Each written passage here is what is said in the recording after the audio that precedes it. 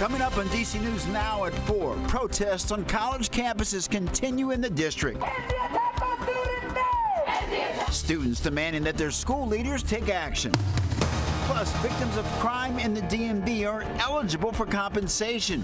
We're digging into new data showing just how much money they've been given. A massive warm-up is on the way. We'll let you know when you will have to expect these summertime temperatures. Then the Commanders have their quarterback for the future, but who will join him in rounds 2 and 3 of the NFL Draft? And can the Caps bounce back? They're down 2 games to the Rangers. Game 3 is at home. Can they turn this series around? You're watching the station covering all of the DMV. This is DC News Now. And thanks for joining us on this Friday for DC News Now at 4. I'm Mark Hall. Annalisa is on assignment. She will join us at 5. 4 years in prison. That's the sentence of a jury recommended today for the driver convicted in the deaths of 2 teenage girls in Fairfax County. This week, Usman Shahed was found guilty on 2 counts of involuntary manslaughter connected to a June 2022 car crash in Oakton, Virginia. DC News Now's Randy Bass has been following this case for us. Randy, what were the reactions like in the courtroom today?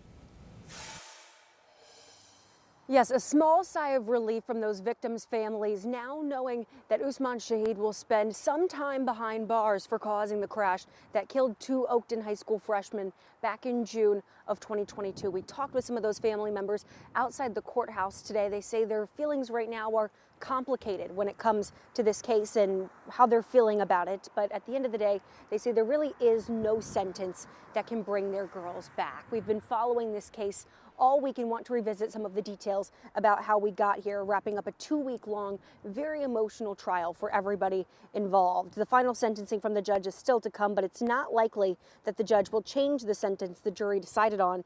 2 years in the death of Leanne Yan and 2 years in the death of Ada Martinez Nolasco, for a total of 4 years behind bars.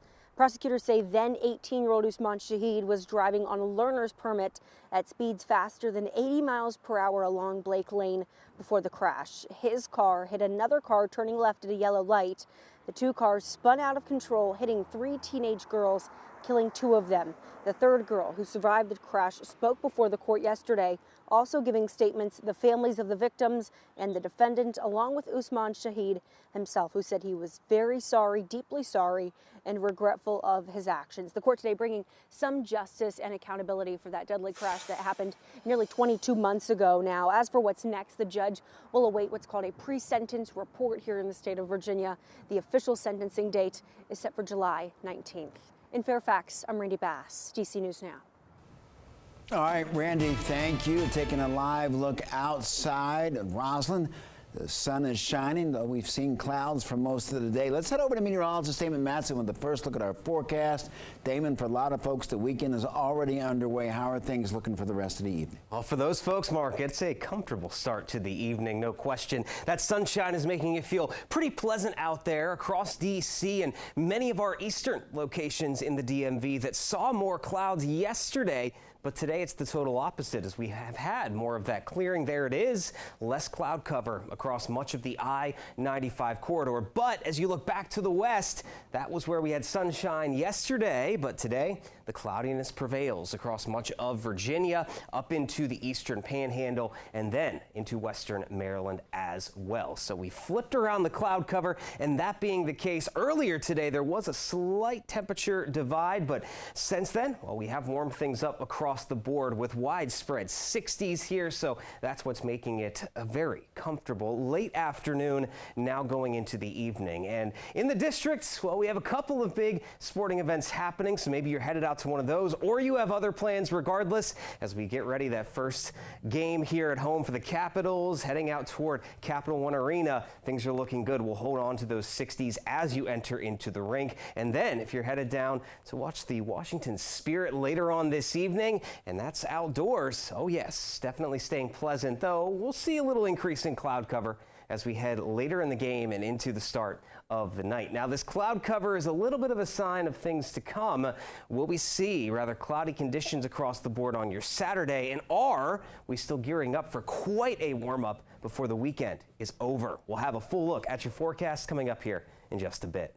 All right, Damon, thank you. This is day 2 of the student protest at George Washington University, with increasing crowds forming on campus and an increased police presence. The students are calling for an end to the war in Gaza and total divestment from Israel. DC News Now's Leonard N. Fleming has been reporting on these protests, and he's been live all day at the GW University. Leonard, it's been over 24 hours. Still no police action yet. These students and others who have joined them, they said they're not going anywhere. And as you can see, there is an increased crowd here in size, but there are growing concerns that police could move in at some point like they have on other college campuses. This is day 2 of the student protest at George Washington, similar to others across the country. Student protesters set up camp on Thursday at the U-Yard with tents girding for the long haul. They want the university to divest from any investments with Israel, and they say they won't leave until those demands are met.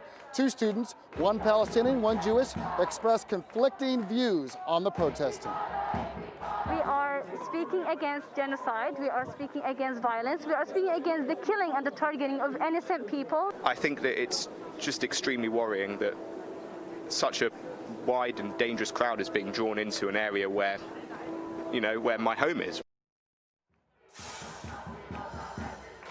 Police have increased security here, locked the street down, but these students have given no indication that they are going to stop, and they're going to keep going, as you can hear behind me. Reporting on the campus of George Washington University, Leonard N. Fleming, DC News Now, back to you. All right, Leonard, thank you. A new juvenile curfew takes effect tonight at National Harbor. It comes after a weekend of fights there. According to the plan, kids ages 16 and under cannot be at the harbor unsupervised from 5 p.m. to 6 a.m. from Friday to Sunday under the new curfew. Police say that last weekend, about 800 young people came to the harbor fighting and shoplifting, and officials say that behaviors like that will not be tolerated. We know that one of the things happening at the harbor is juveniles from various schools hosting fight clubs and using social media to let everyone know which schools will be fighting and where the fights will take place. This behavior is not only unacceptable, it is very dangerous. If we encounter any unaccompanied minor, officers will talk to them to see if they fall under one of the exceptions, and if not, officers will work to contact their parents and our guardians to have the child picked up if necessary. Now, when the curfew starts, officials say that there will be more police officers assigned to the National Harbor on the weekends. And there are some exceptions. Underage kids can be out with someone 21 and older. Officials say that children can be out near their home or neighbor's home, going home from school, work, or a religious activity. Montgomery County leaders and community members and students celebrated Arbor Day with a tree planting at a local elementary school. DC News Now's Kevon Dupree attended the celebration and tells us why today's tree planting is just a small part of a much larger goal for the county. Several trees found a new home here at Veers Mill Elementary School this afternoon. Those trees are a result of an $814,000 grant that was just awarded to the county's Tree Montgomery program. The grant from the Chesapeake Bay Foundation helps the county fulfill its goal of planting 1,400 trees at 27 schools in urban areas with low income and high unemployment rates. Montgomery County Executive Mark Elrich spoke with students about the important role trees play in the county. What do you know about trees? What do trees do that's good? They give you what? They clean the air. And they give clean the air. They clean the air. They stop the give you oxygen. They can stop. Yes, stop the dust bowl. Yes. Oxygen. What's it take out of the air when it makes the oxygen? Anybody? Excellent. 14 new trees were planted on Veers Mill's campus. Montgomery County environmental officials say the students hold the responsibility of making Montgomery County a more sustainable community. You're actually leading by example and teaching others how to take care of our environment. You all do that every day. That's what you're doing here planting trees, right? You're teaching people how it's done. The state of Maryland's goal is to have 5 million trees planted by 2031. Reporting in Silver Spring, I'm Kevon Dupree, DC News Now. All right, Kevon, thank you. The school year may not be over yet, but parents in the district are already thinking about next year. Tomorrow, DC Public Schools will hold an Enrollment Saturday event, and it's a chance for parents to complete enrollment forms outside of regular business hours. And if you have trouble completing those forms online, don't panic. DCPS promises an enrollment team will be available to collect paperwork at its central office on 1st Street in Northeast. All right, now we turn to hockey. The Washington Capitals are back at Capital One Arena taking on the New York Rangers in Game 3 of the first round of the Stanley Cup playoffs. And ahead of the game, the Capitals are hosting plenty of activities for fans. And that's where we find sports reporter Alex Flum, who has more from outside of Capital Arena. Hey, Alex.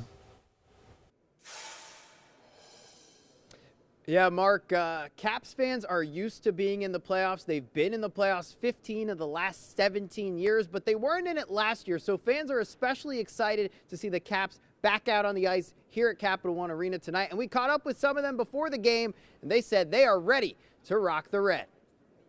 I think if we play that low-volume game like they have been playing, I think we have a better chance. We can't get in a run and gun with them, but I honestly believe we can, win tonight. If we win tonight, get some momentum. We've come back before on series where we've been behind, so I'm very confident. It's definitely exciting. I mean, this is my first playoff game here, and it's Ovi's. I mean, he's having a great run this second half of the season, so we're just excited to see what he can do today. I think they're great. I mean, the last time we were down 0-2, what happened then? And the Caps, of course, their backs against the walls here, losing 2 games up at Madison Square Garden in New York, so they are in a 2-0 hole, but anything can change. And as fans pointed out to us today, back in 2018 when the Capitals won the Stanley Cup, they were down 2-0 in the first round series to the Columbus Blue Jackets, came back, won the next 4 games. The rest is history. They went on to win the Stanley Cup. So it'll be tough, but fans hoping that somehow they can turn it around, and fans in the arena tonight on every seat will be getting a special rally towel. There's some red ones, some white ones spelling out all Caps here in the arena. But fans ready to wave these tonight and rock the red as the Caps will look to get back into the series against the New York Rangers tonight. Puck drop set for 7 p.m. We'll have coverage all night for you here at Capital One Arena. We're going to send things back to you guys, though, in studio.